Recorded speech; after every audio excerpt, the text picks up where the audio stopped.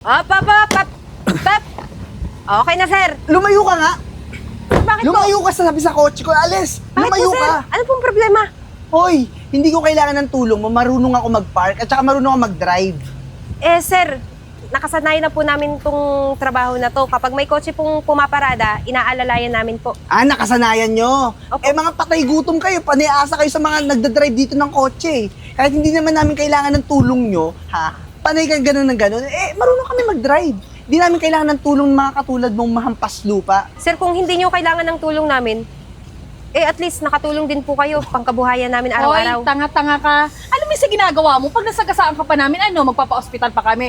Or di kaya mga modus nyo, tama kami? Kunwari, nasanggi ka namin. Tapos manghingi ka ng pang-hospital. Naku, kayo talaga, purwisyo talaga kayo kahit kailan. Ma'am, hindi po kami ganyan. Talagang Ay. nagbabarker lang po yung trabaho namin dito. Hindi po Kaya kami nga magnanakaw. Kaya nga nagbabarker lang. Ano ba yung barker? Di ko nga alam yung trabahong ganyan. May ganyan palang trabaho. Tsaka, ikaw, saan ka nakatira? Naku, malamang walang bahay yan. Kasi tingnan mo nga itsura niya, no? Mukha nga mahirap yan. Friends, ano ba yan? Tara na, malilate na tayo sumimba. Ngayon nga bago tayo magsimba, nagkaroon pa ako ng kasalanan dahil sa punyeta na yan. Huwag mong didikitan yung kotse ko, ha? Huwag mong didikitan. Tara na. Halika na. Ano ka ba, ma? Dapat maturuan ng leksyon yan eh. Tinan mo, nanghihingi pa ng barya. Di naman namin sinabi na gano-gano siya. Kaso ano? Ma'am, pangkubuhayan lang po namin to, ma'am. Kahit barya lang po. Tingnan mo, Okay tingnan na. mo. Ma! Ito 500. Sige, Ma! kumain ka. Ang Halika na laki kayo. naman po. Akin na yan. Teka lang, Ma, bigay yun. masyadong malaki to. Okay na Oportunista yan eh. Ibigay mo na yan sa Ma'am, kanya. mamaya nga snatch up, layuan mo yan. Ibigay mo na yan sa kanya, tara na. Halika na, ibigay mo na yan sa kanya. Ma, masyadong malaki to. Okay lang. O sige, Neng. O. Ma'am, Halika na, halika na. maraming Halika na salamat kayo. po, ha. Sige, sige, halika na kayo. Hindi pa nakakapasok ng simbahan. Sakaling kita eh. Naintindihan niyo ba yung sermon ni Father? Ma, naintindihan naman namin. Tara na. May sasabihin lang ako sa inyo. Kayo, pagka nakakakita kayo ng mga pulube, huwag kayong masyadong mapanglait. Masama yung ganun.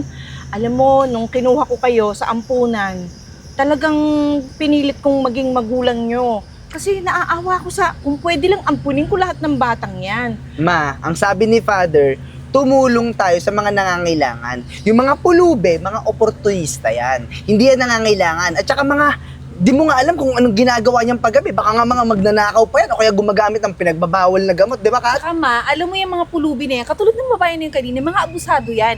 Once na tinulungan mo na isang beses yan, magpapaulit-ulit na yan, tapos ikaw naman ang mawain, malamang, dahil nga bibigay ka, naaawa ka, magbibigay ka na magbibigay. Naku, kaya pwede ba, ma? Kung may maaawa ka sa amin lang, dahil kami lang may mga anak mo. Tanggalin mo sa isip nyo yan. Alam mo, napakaswerte nyong dalawa at na lumaki kayo sa akin. Meron kayong nasilungan na bahay, na ibigay ko yung pagkain para sa inyo. Di ba kayo naaawa sa mga batang yun? At saka hindi lingid sa inyo, di ba naikwento ko sa inyo na nawalan ako ng anak. Lagi ko siyang naaalala, lagi ko siyang naiisip na sana nakupkup rin siya ng maayos gaya ng pagkupkup ko sa inyo. Ma, matagal na panahon na yon. Di nga natin alam kung buhay pa yung totoo mong anak eh. Tsaka, di ka pa ba masaya? Nandito na kami. Oo nga, masaya syempre ako. Pero syempre naman, sana intindihin nyo rin na naghahangad pa rin ako na makita ko yung tunay na anak ko. Sa inyo, sapat na. Masaya ako para sa inyo. Ma, ang dami mong sinasabi. Alam mo, mag-steak na tayo. Gusto ko kumain sa steakhouse. O sige, tara na. Sir, alis na po kayo. Alalayan ko na po kayo, sir. Ikaw na namang hayop ka. Huwag mong dikitan yung kotse ko. Huwag mong dikitan. Magagasgasan mo. Sir, hindi naman po yung magagasgasan. Marunong naman po akong umiwas. Alam mo, ikaw, tanga ka. Hindi ka pa rin umalis. Binigyan ka na ng 500 ng mama ko, Naku, Renz, malamang, manghingi na naman ng 500 yan, naka 1K ka na. Abang ka pa naman ng mukha mo. Ma'am, hindi naman po ako nanghingi. Yung nanay niyo po yung nagbigay sa akin ng kusa. Alam mo, gutom na ako eh. Alam mo, iba yung tao pagka gutom, di ba? Alam mo yun? Tapos, ito pa yung makikita natin, Kat. Mga oportunista talaga kayo eh. Sabihin mo sa magulang mong adik o kaya sa magulang mong mga taga-squatter na huwag ka nang palabasin. Pero wisyo kayo eh. Masyado Pero naman wisyo po kayo sa mga driver na katulad namin na may mga mayayaman, mga may-ari ng kotse. Sir, masyado naman po kayo nang mamaliit. Wala na nga po akong nanay at tatay eh. Oy, yun naman pala eh. Kaya pala wala ka natutunan. Kaya walang laman yung utak mo kasi walang magulang na nagpalaki sa'yo. Pero okay lang, buti nga sa'yo. Kasi malamang, kahit may magulang ka, malamang maaga mamamatay yun dahil ganyan ka, wala kang kwentang anak. Ma'am, sumusobra naman po kayo sa mga Wala pinagsasabi kang niyo. narating sa buhay. At saka isa pa, ang sinabi ko, layuan mo yung kotse ko. Aray naman! Ay, Ning, tayo ka, tayo. Renz, ano ba to? Di ba nasabihan ko na kayo? Ma, pwede bang... Ma, ano ba? Kasi, parang pamilyar sa akin yung kwintas niya. Ano ka ba naman, ma? Marami niya sa Divisoria. Oo nga, tsaka... Pwedeng tingnan. Ma, ang daming kaparehas niyan. Kahit saan may makikita kang ganyan, mga gengging yan eh. Hindi po sir ah. Dati pa to, pamana to nung nanay ko daw dati. Dun sa Hoy, kaya hoy, po wala ka nila ng to. nanay. Di ba sabi mo patay na yung nanay mo? Oh. Neng, patingin nga. May nunal ka ba sa mukha? Anong pangalan mo? Anong pangalan ng nanay mo? Hindi ko po matandaan eh. Basta yung umampon sa akin, pangalan Rowena po. Parang siya yung anak ko. Ano? Kasi, yung kwintas mo, bigay sa akin niya ng mama ko. Kwintas ko yan nung dalaga ko at isinuot ko yan sa batang 5 taon. Ma, alam mo, Alex, na. hindi yan anak mo. Paano hindi? Sabihin ang nagkamali ako sa kwintas pero tong nunal na to, hindi ko to malilimutan kasi kuwang-kuha yan sa tatay niya. Eden ba ang pangalan mo? Paano niyo po nalaman? Eh, Sabi ko na sa'yo eh. Neng, pwede mo sumama ka sa amin para magpa-DNA tayo bukas? Please? Ma, gagastusan mo pa talaga ng DNA yan. Wait, Renz! Ano, be? Sumama ka sa amin. sige po ma'am, kung yan po ikakaluwag ng loob niyo, sasama po ako para po mapatunayan kung totoo man yung sinasabi niyo. Sige, tara, isama natin siya. Dali, mag-drive Ano ka na. naman? Renz, pagkakataon ko na to. Ang tagal kong hinanap yung anak ko. Baka eto na talaga siya. Iba yung pakaramdam ko. Oo, sige na, halika na. Halika na, kakain tayo. Tara. Siguraduhin mo malunis yung puwet mo, ha? Magpagpag ka muna. Baka mamaya may mga alikabok pa yan, eh. Sige na, sige na. Tingnan mo nga naman, Kat, yung pulubi, oh. Nakabihis na. Ano? Masaya ka na? Nahuhut-hutan mo ng pera yung nanay namin? Hindi naman po ako ganun. Alam ko pong galing po ako sa mahirap, pero kahit alam kong yung totoong kong nanay, may kaya sa buhay, hindi po ako manghuhut-hut sa kanya.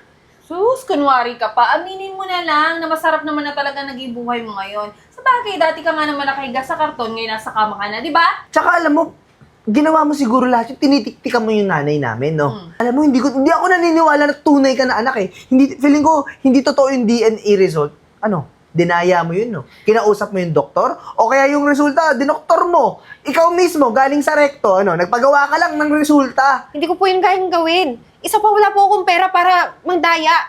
Hindi ko po yung gagawin kahit may pera pa ako. Sumasagot ka pa eh. Lumapit ka nga rito. Sige, Lumapit ka rito. sige, banatan mo yan. Sige. Nay ko! Ano Sige, nang umalis ka na dito, nang alam mo kung saan ka lulugar. Bakit niyo ginagawa si Eden? Aba, sumasagot-sagot pa yung anak mo na yan eh. Pinamumukha sa amin na siya daw talagang totoong anak. Eh kami, ampon lang. Eh, teka lang. Hindi ko naman kayo inaano eh. Kayo yung una sa aking nanunumbat. Eh, wala naman akong ginagawang masama.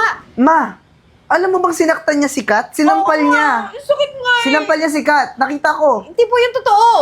Sinungaling ka pa? Palibasa kasi, ang alam mo lang, squatter ka. Tsaka oportunista. Gusto mong perahan si mama. Lahat ng yaman namin, gusto mo kunin, magnanakaw. Renz, kailan ka pa naging sinungaling? Kailan pa kayo naging sinungaling? Hindi ganyan ang pagpapalaki ko sa inyo. Kanina pa ako nandun, no?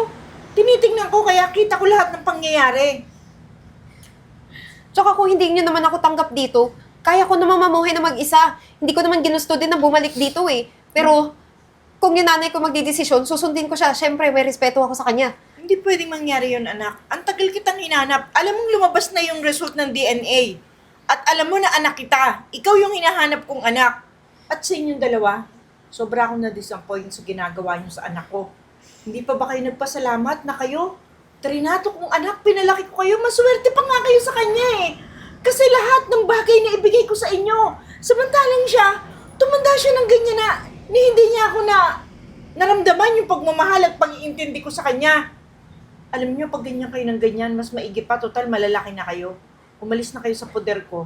Kung hindi rin lang kayo magsisipagkasundo, Ma, Saan kami titira? Hindi ko alam sa inyo. Ikaw, kung ayaw mo umalis ako, aalis ako. Talagang aalis ako dito. Sabi, Kat, porket nakita mo lang yung totoo mong anak, ganyan ka na sa amin. Eh di aalis na lang din talaga kami. O anak, saan mo gusto mamasyal? Kahit saan po. Basta masaya kayo. O, syari ka. Tara, Ma. Ma? oh. Nagpunta po kami dito para humingi ng sorry. Pati sa'yo, Eden. Gusto namin magpakumbaba kasi ang hirap pala ng buhay sa lansangan. Tsaka Eden, naiintindihan ka na namin na parang hindi lahat ng tao sa'yo mabuti. Tapos, ang hirap kumayod, umanap ng pera. Eden, sorry ah. Masyado ka naming minaliit. Pinagsabihan ng hindi magagandang salita. Ma, sa'yo din. Sorry, hindi namin nakita yung pag-appreciate sa pagpapalaki mo sa amin. Mas mahirap pala talaga pag walang mama na kasama sa buhay. Kaya, sorry talaga, Ma. Kaya di ba sinasabi ko sa inyo, swerte kayo, meron kayong natirahan, may mamang nag-iintindi sa inyo. Ayun yung pinapaisip ko sa inyo noon. Ma, salamat kasi minahal mo kami kahit hindi mo kami tunay na kadugo. Tsaka Eden, sana mapatawad mo pa kami. Tsaka Mama. Ang totoo niyan, ayaw ko man kayong patawarin, pero tinuring kayo na anak ni Mama, edi papatawarin ko na rin kayo. Ang saya nga ngayon, di ba? 3 na yung anak ko. Happy family! May kapatid na tayo. O tara, kakain kami ni Eden. Sumama na kayo. Sige Tara na. po. Tara.